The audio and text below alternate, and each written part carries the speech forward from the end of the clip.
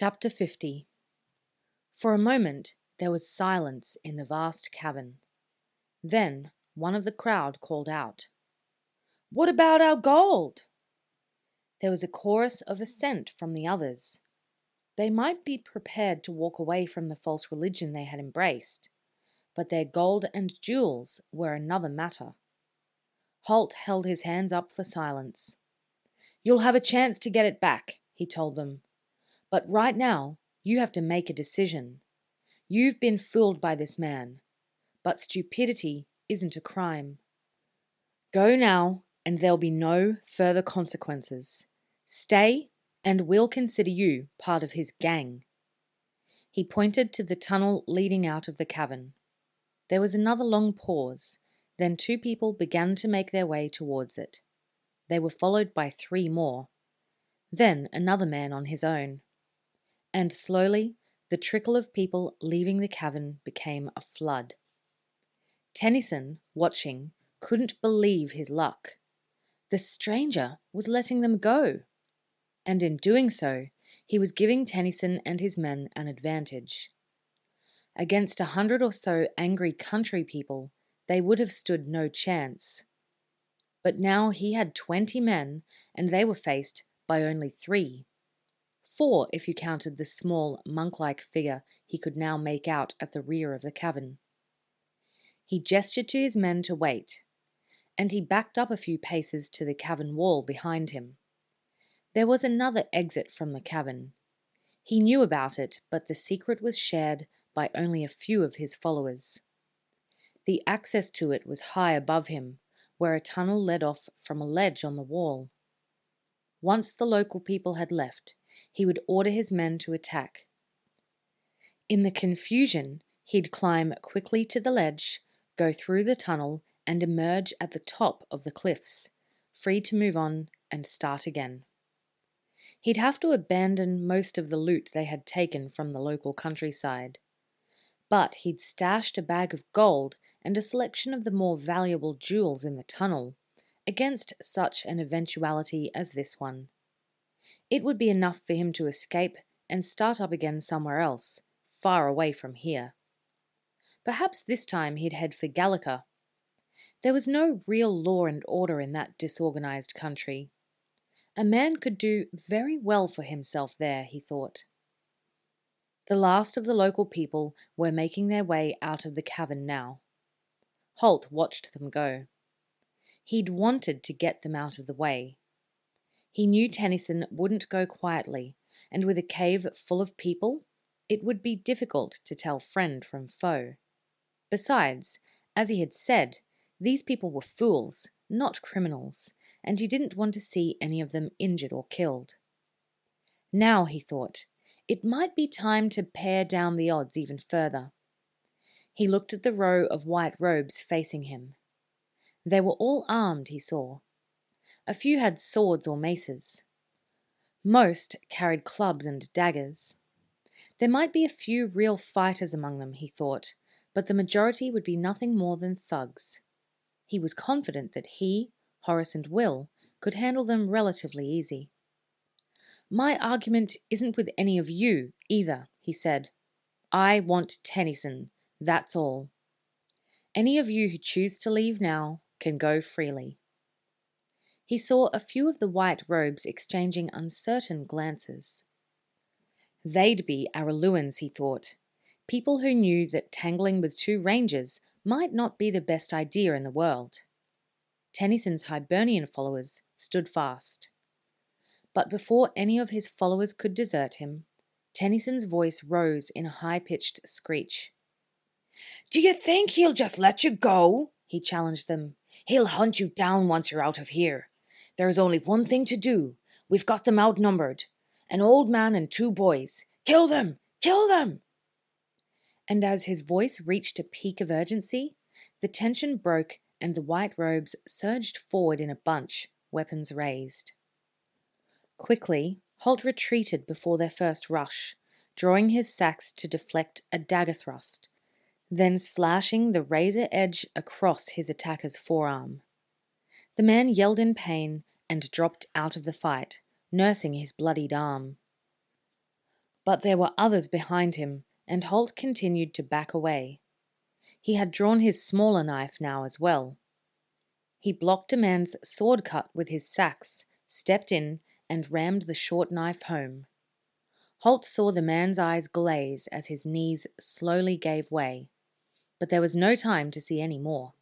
Another attacker was pressing him, and there were two more on his right. He turned to face the new attack.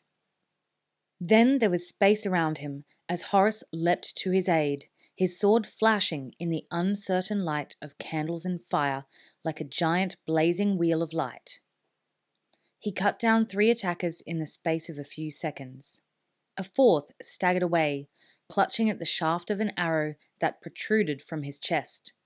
Will again, Halt thought. The white robes drew back to take stock.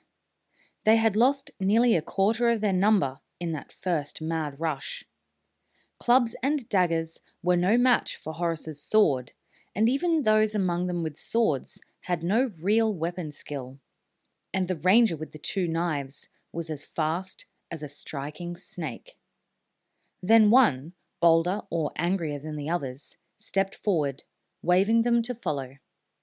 "Come on! There's only—" A deafening bang drowned out his words, and a vast cloud of brown smoke billowed up right before him. He staggered back in panic. Another loud detonation and another dense cloud of smoke followed as Malcolm hurled a second mud ball at the group of men.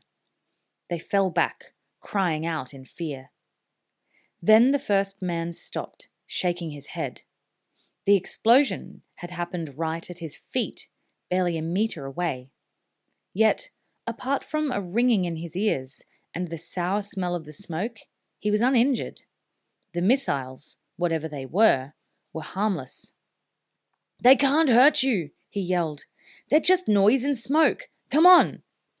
He led the way forward, but only a few of the others went with him. The rest huddled uncertainly, disoriented by the deafening explosions and the whirling smoke. Perched on the rocks, Will stood ready to pick off any of the white robes who might pose a threat to Halt and Horace. His instincts cried out for him to scramble down the rocks and join them, but reason told him he would be more used to them up here. Besides, he could see that the bulk of the white robes were no longer interested in the fight. They were cowed, huddled together in a group, backing slowly away from Halt and Horace. Something rattled against the boulder beside him, then a thin trickle of sand fell from the ceiling of the cavern, lost in the darkness above him. He had noticed this happened with each of the explosions. The mud balls might be harmless, but the noise set up vibrations in the cavern and sent loose rocks and sand falling from the walls and roof. There was a louder noise of falling rocks now, and a small cascade tumbled down from the roof in the center of the cavern, falling close to the group of dispirited white robes. Will hoped that Malcolm would be a little more circumspect with the explosive balls. The roof seemed to be decidedly unstable. Too much vibration, and they could be in trouble. It wouldn't take a lot to— Where was Tennyson? The thought struck him out of nowhere. He looked wildly around the cavern. He wasn't with the small group left facing Halt and Horace. He'd been by the altar when Will had last seen him, when he called on his followers to attack. But there was a robed figure climbing the far wall behind the altar. He was nearly 6 meters from the floor of the cave already. Above Tennyson, Will saw a ledge and the black mouth of another tunnel just a few meters away from the desperately climbing figure. There was no doubt that he was heading for it. And there was no doubt in Will's mind that the tunnel was an alternative route out of the cavern. In a few more minutes, Tennyson would reach it, and he'd be gone. He nocked an arrow, drew, and shot. But the uncertain, flickering firelight, coupled with the roiling brown smoke that filled the cavern, made it almost impossible to shoot accurately. The arrow struck sparks off the rock 1/2 meter above Tennyson, and screeched off into the darkness. Galvanized by the sight and sound of it, Tennyson quickly moved sideways into the cover of a vertical buttress that protruded from the wall. Will could see only occasional glimpses of him as he continued to climb, not enough to get away an accurate shot. When he reached the ledge, Will would have a second to aim and shoot again, but the flickering light and clouds of smoke would make an accurate shot almost impossible, and if he missed, Tennyson would escape. He hesitated. Then he was bounding down the rocks to the floor of the cavern, racing across the cleared ground to the boulder where Malcolm was perched, his padded box of mud balls at his feet. Will scrambled up beside him. He had time to register that now there were only 3 attackers facing Halt and Horace, and as he did so, he saw the 3 men throw down their weapons and call for quarter. But across the cavern, Tennyson was escaping. He reached down and grabbed the box of explosive mud balls from Malcolm, glancing into it to see how many there were. Malcolm had started with 12 and had used 3. Like Will, he had noticed the effect the noise vibrations were having on the cavern and decided it was too risky to continue with them. Besides, Horace and Halt were taking care of things quite admirably, he thought. Now he watched, aghast, as Will seized the box containing 9 more mud balls and drew his arm back. "Will, don't!" he cried. "You'll bring down the—" He got no further. The young ranger brought his arm forward and sent the box spinning across the cavern. Instinctively, Malcolm fell into a crouch and covered his ears with his hands. The violent movement involved in throwing the box could be enough to rattle the mud balls together and detonate them. But the box, spinning slowly, sailed across the vast cavern, reaching almost halfway to the altar before it sank to hit the sandy floor. It skipped, bouncing into the air again, then toppled in the air and hit the ground again, this time on one corner. In the instant before the cavern filled with the massive eruption of noise and smoke, Will saw Tennyson emerge onto the ledge leading to the escape tunnel. The false prophet glanced back once at the scene on the cavern floor. Then the earth shook beneath their feet and thunder filled the cavern. Rocks and earth fell from the ceiling in ever-increasing amounts. Small landslides started in the jumbled rocks that lined the sides of the cave, rapidly growing in size and violence. A gigantic pillar of brownish-yellow smoke shot up. Just before it obscured the far wall, Will saw a massive rock shaken loose from the cavern wall above the ledge where Tennyson stood. It hit beside him, barely a meter from him. Instinctively, the preacher recoiled, stepping back onto empty air and toppling slowly off the ledge. He smashed against the jagged rocks at the base of the rock wall, and Will had one final glimpse of his broken, lifeless body. Then he was hidden from sight by the billowing masses of brown smoke.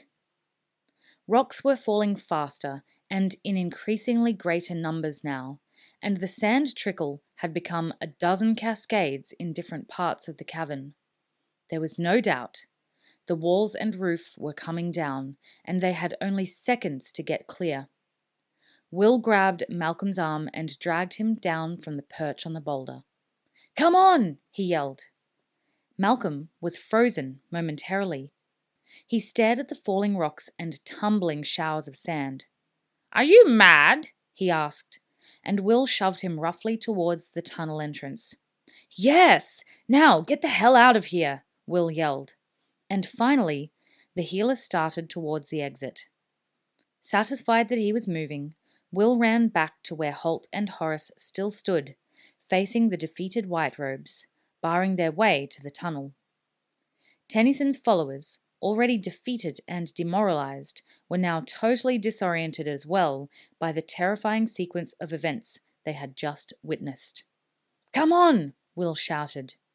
He grabbed Horace's arm, dragging him along with him. "Halt! We've got to get out now!" Horace was moving with him, but Halt hesitated. "Tennyson?" he queried, but Will beckoned him urgently. "He's finished! I saw him fall! Come on, Halt!" Still, Halt lingered. But then an entire section of roof gave way and came crashing down in a cloud of dust and sand, adding to the masses of brown smoke, and his decision was made. He turned and ran for the tunnel entrance. In a fatal mistake, the surviving white robes ran in the opposite direction, disappearing into the swirling dust and smoke. Will, with Horace in tow, reached the tunnel entrance.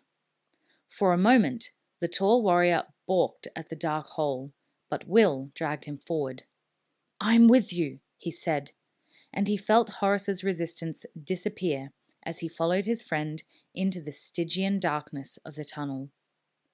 A shadow filled the entrance as Halt came behind them. For Horace, the tunnel was even worse than before. The whole space echoed with the thunder of falling rocks and crashing landslides. He could feel the terrifying vibrations in the ground under his feet and in the walls as he brushed against them. And now the tunnel was filling with clouds of choking dust. He couldn't see the dust in the total darkness, but it rasped in his throat and nose and set him coughing helplessly. The darkness, the noise, the choking dust, they were all parts of his worst dreams, and he was close to losing control. But Will's grip was firm on his arm, and he fought back the panic, following his friend. He felt the downward pressure on his arm and realized they must be close to the low exit from this tunnel. He crouched, following Will, felt something bump against him from behind, and after a moment of searing terror, realized it was Halt. Then the three comrades staggered, coughing violently, into the smaller cavern and the blessed relief of the dim grey light that came through the ventilation slits high in the wall. Dust billowed from the aperture they had just come through, and they moved away from it as the dust clouds began to fill the smaller cavern. Malcolm was waiting for them at the entrance to the second tunnel, gesturing feverishly for them to join him. "Come on," he yelled. "The whole cave system is unstable. It could all collapse at any minute." As if on cue, a section of the inner wall fell away and slid, crumbling into small pieces to the floor. More dust exploded into the air. Then it was into darkness once more and the twisting, turning, narrow tunnel, with the sound of the earth collapsing behind them and Will's steady grip on Horace's arm to lead him. For a moment, Horace had the horrifying thought that the tunnel itself might collapse and he would be buried here inside it. But he forced it away, knowing that if he gave in to the sickening sense of panic, his limbs would freeze and he would never move from this spot. Then the blackness around him was not quite so black, and he realized he could make out the dim figure of Will, leading him, outlined against the dull grey light that came from the entrance to the tunnel. With a moan of relief, Horace staggered out of the tunnel. Malcolm, waiting just outside, grabbed his arm and hurried him away. Will waited to make sure that Halt had followed them, and the two rangers ran side by side, coughing and eyes streaming, till they were well clear of the cave entrance. Wearily, the four turned to view the narrow cleft in the rock face. Dust poured from it. Then there was a huge rumble in the earth, and the dust became a massive, billowing cloud that jetted in a solid stream from the narrow cleft, vomiting from the high-level vents, forced out by the collapsing cave system behind it. Halt wiped one hand across his dust-stained face. "Well," he said, "looks as if the Outsiders cult has finally gone underground." Then he sank wearily to the ground. Slowly the others joined him, and they sat in silence, watching the dust as it continued to vomit from the tunnel. Halt rubbed his knee, aching from where he'd knocked it against a rock outcrop in their headlong, blind dash through the tunnel. I really am getting too old for this sort of thing,